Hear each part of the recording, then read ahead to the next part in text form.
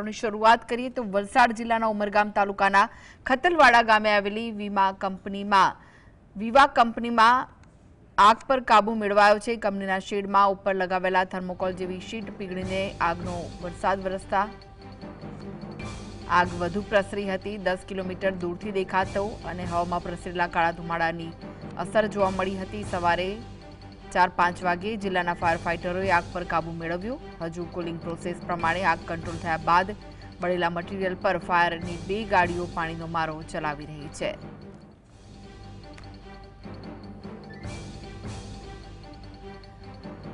તો આગ લાગવાની ઘટના સામે આવી હતી ઉમરગામમાં, જ્યાં હવે કુલિંગ પ્રોસેસ કરવામાં આવી રહી છે।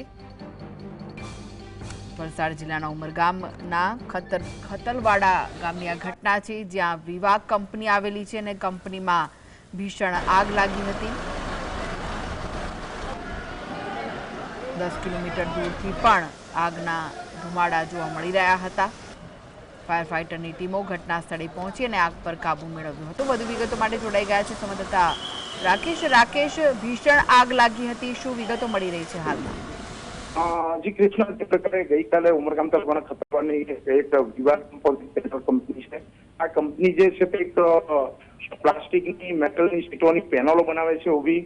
એમાં એક મશીનરીમાં ગઈકાલે સાંજે અચાનક આગ લાગી હતી, પરંતુ ક્યાંક ને ક્યાંક જે આગ હતી એને એટલું બધું વિકરાળ સ્વરૂપ ધારણ કર્યું હતું અને જેમ આગની જ્વાળા ઉપર ગઈ હતી તો કંપનીની ઉપર શેડમાં લાગેલી જે થર્મોકોલ જેવી શીટો હતી એ છે તે એનાથી જે આગની જે જ્વાળાઓ નીચે પડી રહી હતી એના કારણે આગ વધુ ફેલાઈ રહી હતી। તો શરૂઆતમાં 3 ફાયર ફાઇટર આવ્યા, પરંતુ ત્યારબાદ મેજિક કોલ જાહેર થતા આગ અને કાબુ કરવાના છે આખી રાતના પ્રયાસો કર્યા। 12 કલાક સુધી આગ ચાલી હતી અને હજી પણ જે છે તે ક્લીન પ્રોસેસ ચાલુ છે। ફાયરની ટીમો ત્યાં હાજર છે। આગ કાબુમાં આવી ગઈ છે, પરંતુ જે મટીરિયલ જે અત્યારે કહેવાય છે કે જે ગરમ છે એને ઠંડુ પાડવાની પ્રક્રિયા હજી પણ ચાલુ છે।